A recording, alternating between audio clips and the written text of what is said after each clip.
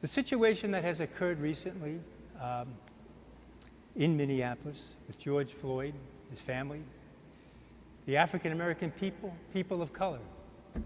I'm reminded that almost 250 years ago, Thomas Jefferson wrote in the Declaration of Independence that we hold these truths to be inevitable, that all men, all people are created free, and that they are endowed by their Creator with certain unalienable rights, including life, liberty, and the pursuit of happiness. I can understand, I think, why George Floyd's family, friends, the African American community, people of color, might have difficulty in this moment of really understanding the truth of that statement, given all of what has happened. Again, I preface my remarks by saying most of our law enforcement officials, most of our first responders are people of goodwill. What happened in the past few days, I can only go, as most of us can only go, by what we've seen on videos of behavior that seems to be morally reprehensible, that cries out for justice. And I'd like to address this on three levels, really looking at our Paschal mystery as Christians, from the passion and death of Jesus to his ascension, his resurrection, and today, Pentecost. In light of history, a historical interpretation. And second, I'd like to talk about it from a theological perspective. And then third, from the perspective of Pentecost, what does it really mean to the Christian people that the Spirit of God has come upon us in this world? So let me start historically. Jesus died in history, not in someone's imagination, not in a story that has been made up. But he died on this earth in history for reasons. He was condemned by the Jewish authorities as being someone who really was disrupting the temple practices, was a blasphemer. He had claimed to be the Son of God. And from a Jewish perspective at that time, that would be unacceptable behavior. The charges were trumped. They moved them up to not only being a difficult person or causing trouble within the temple authorities went to Pilate and said he's also a threat to the Pax Romana. He's a threat to the Roman Empire in Jerusalem. And it put Pilate in a bad situation, because to go against that would be to go against the emperor. And to go along with it would be probably to do something he was not really comfortable with. And yet in the end we know that he condemned Jesus to death by crucifixion, the most cruel form of punishment in the Roman Empire. Jesus was murdered. A just man lost his life. And yet we believe as Christians that the God of creation raised him from the dead because of how he had lived, teaching people what it means to be a human being as God desires us to be, living with God's love for all people, being compassionate in the presence of human suffering, and seeking a justice that reaches out to the ends of the earth for everyone. It didn't happen then, and it's not happening today.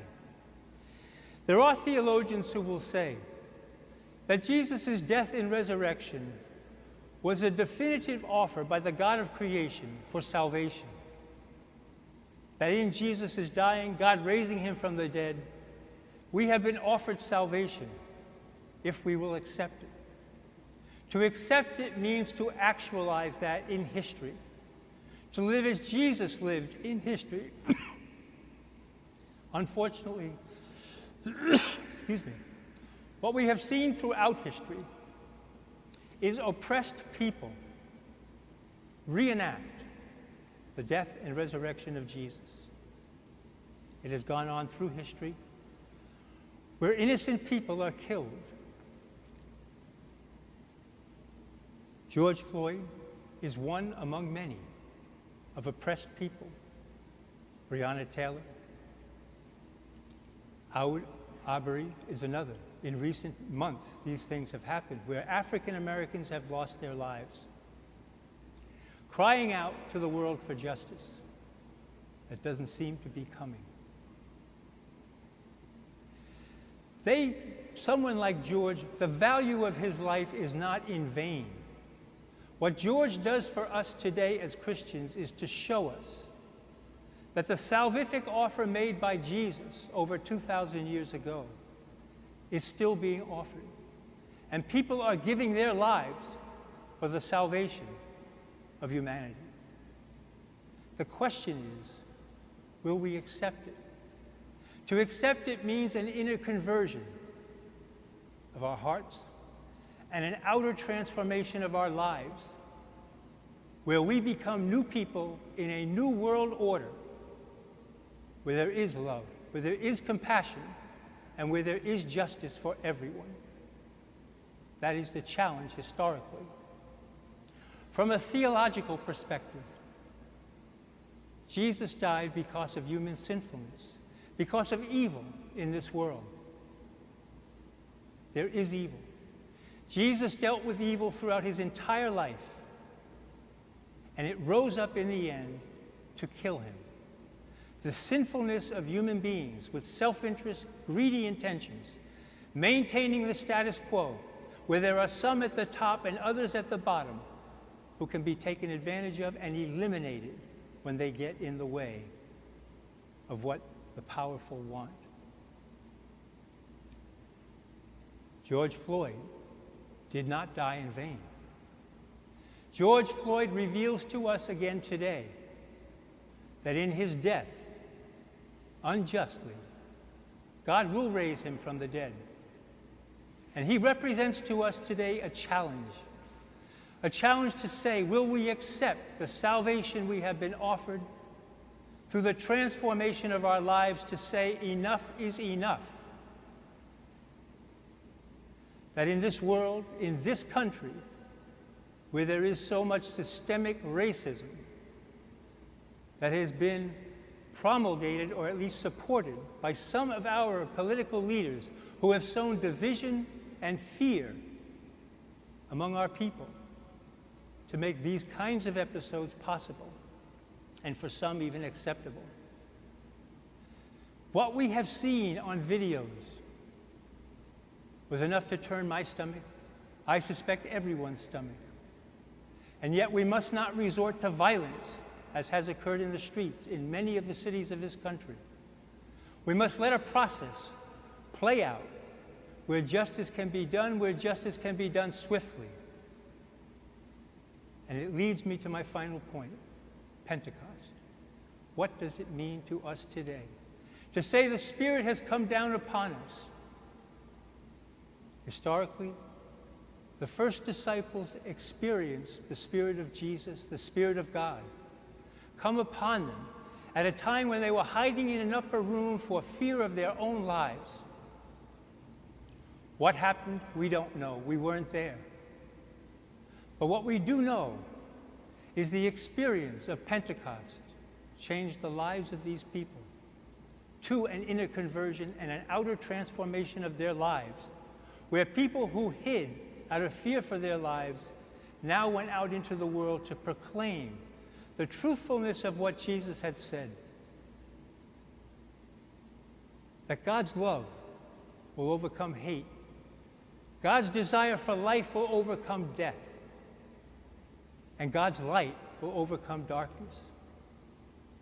Traditionally, the Christian tradition will say that most of these apostles lost their lives for preaching this good news of the gospel. That is what it means today.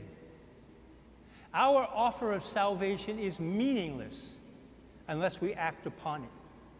And to act upon it means transformation. It means that we must live faith in action, that we must take our faith to the streets and to say enough is enough. We must have the courage to speak truth to power. We can do that through voting. We can do that by soliciting our congresspeople, senators, etc., and telling them we want change. We want a world where everyone can go out and feel secure. I am a person of privilege. I don't claim that I can tell a person of color what they're experiencing right now. I can only imagine What is a mother or a father of color to tell his children, who may have seen that video and are old enough to understand what happened, that a life was lost because of callousness? A life was lost because it was not given human dignity or human respect. It is not what God is asking of us as Christians or people of goodwill and good faith.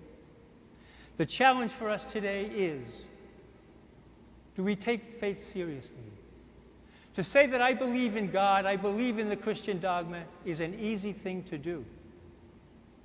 To say that I will live, identify with Jesus' life, and accept the pushback that may come from society for doing so is a difficult thing to do. And yet that's what we're called to do. Jesus gave his life for the kingdom of God. His disciples did the same.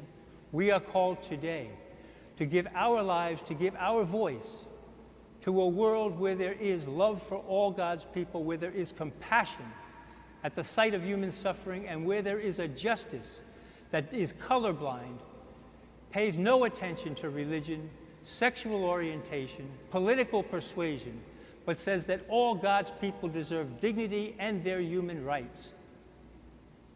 That is to live faith in action. And may we have the courage to do it.